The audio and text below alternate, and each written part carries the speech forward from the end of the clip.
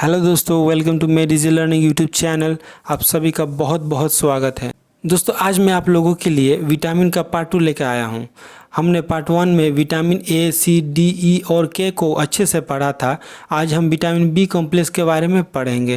दोस्तों, अक्सर इस टॉपिक से परीक्षा में सवाल पूछे जाते हैं, इसलिए इस वीडियो को अंत तक देखें। अगर आपने हमारा विटामिन का पार्ट 1 नहीं देखा है तो आप आई बटन पर क्लिक करके देख सकते हैं, या आप प्लेलिस्ट में जाकर भी वीडियो देख सकते हैं। तो चलिए इस वीडियो को शुरू करते हैं। B complex. दोस्तों, इसमें कुल 8 कॉम्प्लेक्स पाए जाते हैं, जिसे हम आगे पढ़ेंगे। यह सहविकर यानी कोएंजाइम की तरह कार्य करता है। यह पेप्सिन एंजाइम की सहायता से हमारे पाचन में मदद करता है और यह हमारे मस्तिष्क, त्वचा, होंठ और जीभ को भी नियंत्रित करता है। यह हमारे आरबीसी को बढ़ाने में भी सहायता करता है। विटामिन बी कॉम्प्लेक्स की पूर्ति के लिए इसके कई सोर्स हैं, जैसे कि अंकुरित अनाज, अंडा, मछली, लीवर और मांस। इन सब चीज़ों का सेवन करने से हमें विटामिन बी कॉम्प्लेक्स की पूर्ति हो जाती है। चलिए आगे बढ़ते हैं। हमारा पहला कॉम्प्लेक्स है विटामिन B1, जिसका रासायनिक नाम थायमीन है। दोस्तों, इसे सल्फर युक्त विटामिन भी कहते हैं। इसकी कमी से हमें कई बीमारियों का सामना करना पड़ता है, जैसे पहला है बेरी, जिसे लैक ऑफ एनर्जी भी कहते हैं। इस बीमारी में हमारा मस्तिष्क असामान्य कार्य करने लगता है, जिसके कारण हमें डिमेंशिया यानी इमोशनलेस हो जाता है। यह हमारे मांसपेशियों को कमज़ोर कर देता है, जिसके कारण हमारे हृदय की गति कम हो जाती है, जिससे हमें दिल का दौरा भी आ सकता है। दोस्तों, इस बीमारी में सबसे पहले हमारे शरीर की मांसपेशियां कमज़ोर हो जाती हैं। इसके बाद हमारी हृदय गति कम हो जाती है। इसके बाद हमें हार्ट अटैक आ जाता है, जिसके कारण हमारी मौत हो जाती है। दोस्तों, दूसरा रोग है एनोरेक्सिया। दोस्तों, इस रोग में हमें भूख कम लगता है। आप दिए गए चार्ट को देखकर समझ सकते हैं कि यह हमारी पाचन क्रिया को कम कर देता है, जिसके कारण हमें कॉन्स्टिपेशन यानी हमारी भोजन अपच रह जाती है। अतः इसके कारण हमें एनोरेक्सिया जैसी रोगों का सामना करना पड़ता है। दोस्तों, विटामिन B1 की कमी से हमें अल्जाइमर और कैंसर जैसी बीमारी का भी सामना करना पड़ता है। हमारा अगला कॉम्प्लेक्स है विटामिन B2। दोस्तों, इसका रासायनिक नाम राइबोफ्लेविन होता है। जैसे कि हम जानते हैं कि दूध का पीला रंग कैरोटीन के कारण होता है, पर इसमें राइबोफ्लेविन का भी प्रमुख योगदान रहता है। दोस्तों, इसकी कमी से हमें कई सारे रोग होते हैं, जैसे कि डर्मेटाइटिस। दोस्तों, इस बीमारी में हमारे शरीर में लाल लाल तरह के चकत्ते पड़ने लगते हैं, जैसे कि आप लोग फोटो में देख सकते हैं। और हमारा दूसरा रोग है ग्लोसिटिस। यह रोग हमारी जीभ में होता है।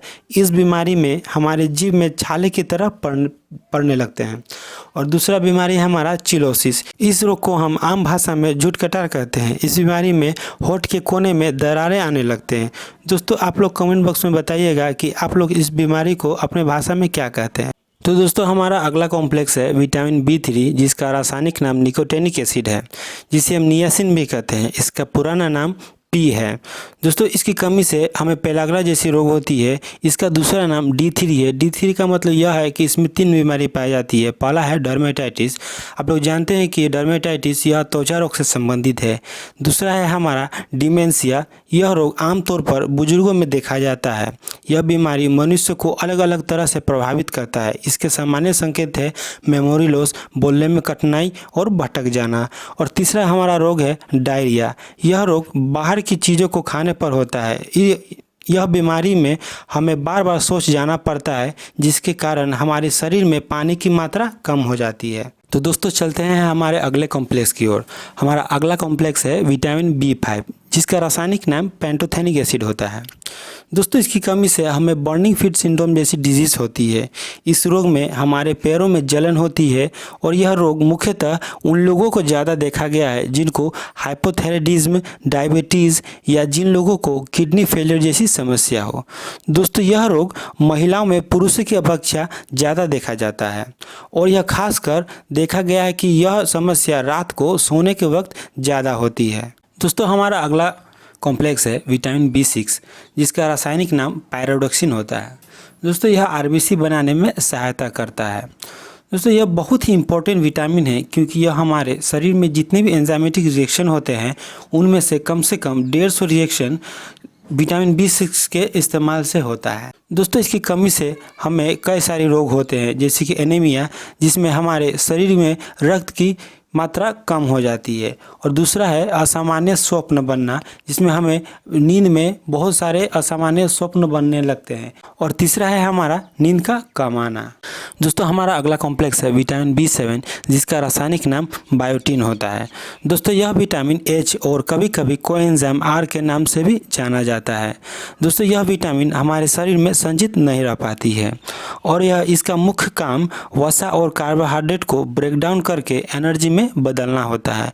इसकी कमी से हमें कई सारे रोगों का सामना करना पड़ता है, जैसे कि बालों का झड़ना, बालों का सफ़ेद होना और पाचन की समस्या। दोस्तों हमारा अगला कॉम्प्लेक्स है विटामिन B9, जिसका रासायनिक नाम फोलिक एसिड होता है।